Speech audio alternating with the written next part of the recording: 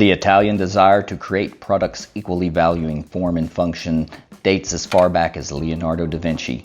Italians have a reputation for being charming and flirtatious. Italian suits, furniture, sports cars, and yes, motorcycles all bring a bit of sizzle and style to design. There's no denying Moto Guzzi has been bringing that look and passion to their motorcycles for the past 99 years. So when modern brands like Yamaha and Kawasaki launch historic line divisions to capitalize on the cafe racer renaissance, Guzzi was already there. Moto Guzzi is one of a handful of old guard motorcycle companies having a long history, though you'd hardly guess they have been around since 1921, based on dealers being as rare as the Craigslist ad where the motorcycle truly did run when parked. Located in Italy, the company's motorcycles are still hand-assembled with loving care of local artisans. Historical innovations from the past are many, including introducing the first motorcycle center stand, started wind tunnel testing before other brands, and pioneered an 8-cylinder engine. In the 50s, they won 5 consecutive 350cc world championships. In the 60s, the bikes became known for having an air-cooled 90-degree V-twin engine with a longitudinal crankshaft orientation. The cylinder heads project prominently on either side. The design looks better than it sounds and has become Moto Guzzi's iconic look since. Moto Guzzi is perfectly positioned to feed the modern-day cafe racer revival existing in the motorcycling world. New riders are interested in obtaining less expensive, easy-to-maintain motorcycles, while some more experienced folks are wanting to have a bit of a lighter ride and a side of nostalgia for the old days. In particular, there's a subset of that culture, the Scrambler. Modern-day Scramblers are high-pipe, aggressively treaded, minimalist machines that would make Steve McQueen proud, and they are seeping into the market. This is Moto Guzzi's best attempt at capturing that period magic. This is their limited edition V7 Stornello. Bellissimo, classic red and white livery, gorgeous brushed aluminum fenders, number plates, spoked hoops, and arrowhide pipe. Yes, the design definitely screams Scrambler. 2 analog gauges and a simple instrument panel keep the minimalist look. Despite that simplistic dash, the Stornello and all V7.2 and V7.3 models include traction control and ABS. This particular bike has been outfitted with cylinder head protections, headlight grille, and bash plate. That red frame really makes the brushed metal and black components pop. The paint is excellent, truly worthy of being Italian artisanship. Yes, there are a few nits to pick. Some of the wiring to the taillight is held next to the frame with common zip ties. I suppose it would be called a nod to true Scrambler-like build quality, but a different clip would make it look more finished, less garage build. As with most motorcycles, the tail for the license plate is big and bulky. Damn you import laws and DOT regulations. The longitudinal orientation of the engine just isn't for looks. Having both cylinder heads equally exposed allows for better engine cooling. If you've ridden a Harley-Davidson with the more traditional inline V-twin, you've probably experienced your dangly bits getting a bit hot sitting directly atop the rearward cylinder. Astride the Stornello, the experience is far nicer with no heat coming from the cylinders as both are well in front of you. Form and function, thanks Guzzi. The arrangement allows for easy valve adjustments. Add in a trouble-free shaft drive, coupled with a generous 6,000-mile maintenance schedule, and even the most ham-fisted hipster can keep the Stornello motoring down the road. The seat itself is pretty damn comfy for a Scrambler, very well padded, even the pillion area, easily rideable for a few hours. It's no long-distance tourer, but I wouldn't expect it to be as a minimalist-style bike. A seat height of around 30.5 inches means it's accessible to almost everyone. The clutch pulls nice and smooth. The Stornello even treats with a 6-speed gearbox, allowing for plenty of range from off-road to highway speeds. Brakes are by Brembo, and single 320 disc up front, and a single 260mm disc in the rear.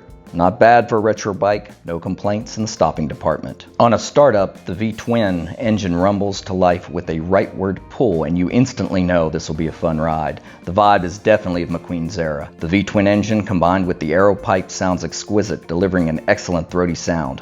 Not overly loud, but pleasing to a motorcyclist's soul. Pavarotti would approve.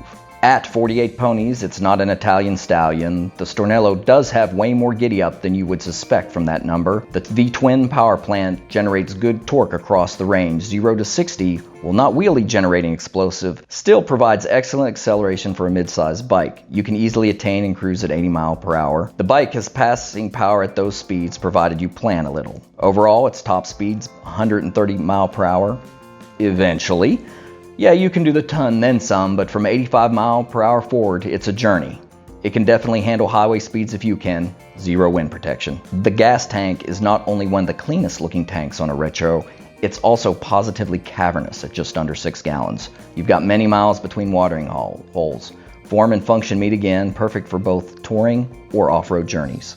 Off the highway, it's a natural commuter. Its neutral riding position, low seat height, and small size make it a blast around town. At idle, the Stornello engine thrums, gurgles, and chugs along, letting you know you're on a V-twin.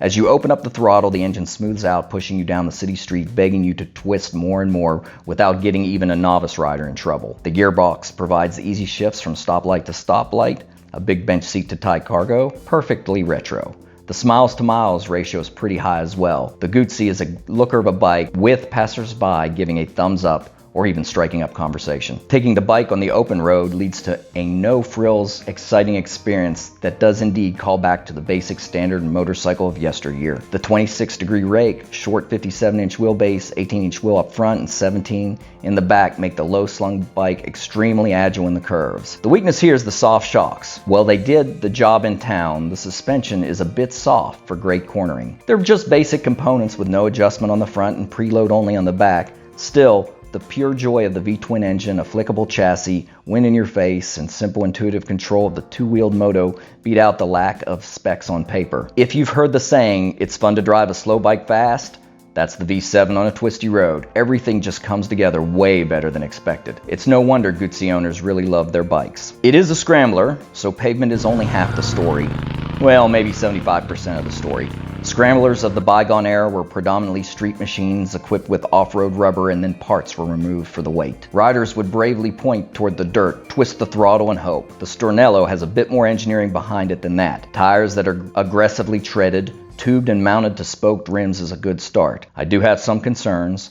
The clearance is 7.5 inches. I have a larger shoe size than that. Guess I'll rely on this bash plate. The traction control can be disabled with a button. The ABS? Let's take a look here. Under the seat? Aha! The ABS fuse. Don't need that. Look here, some forward-thinking engineer put the ABS fuse all by itself in the corner under the seat for super easy access. You gotta laugh, there is a conveniently included spare for when I lose this one that I just pocketed. I guess that's an Italian middle finger to the EU countries requiring ABS. Electronics sorted. Off-road, the ergonomics are pleasing. The bars are in great position, the foot pegs being slightly farther back than normal felt very natural.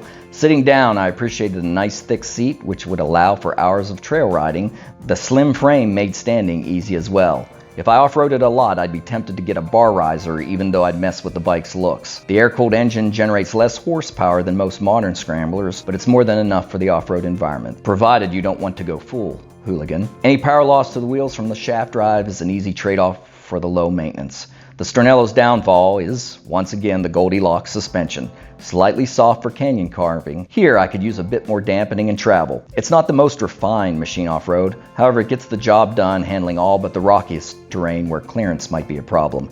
In fact, with its air-cooled engine and limited shocks, it captures the essence of a Scrambler while being very rideable. In the end, it's a great all-around 744 cc's of motorcycle. Good at most things, excellent at none of them, other than looking marvelous in every environment. You read about bikes with character and charm. That is the Stornello and its V7 brothers. The V7 has an infectious soulfulness to it that just makes you want to ride again and again. Character is often used to describe a Moto Guzzi, and that's what it delivers, a wonderfully raw experience missing from more refined machines. Moto Guzzi, with 99 years of bike building experience, combined with Italian culture guiding the melding of form and function, mixing design and science, have created a fabulous, achingly gorgeous machine that encapsulates the Scrambler nostalgia of 50 years ago in a just modern enough package to ensure fun adventures in the present day.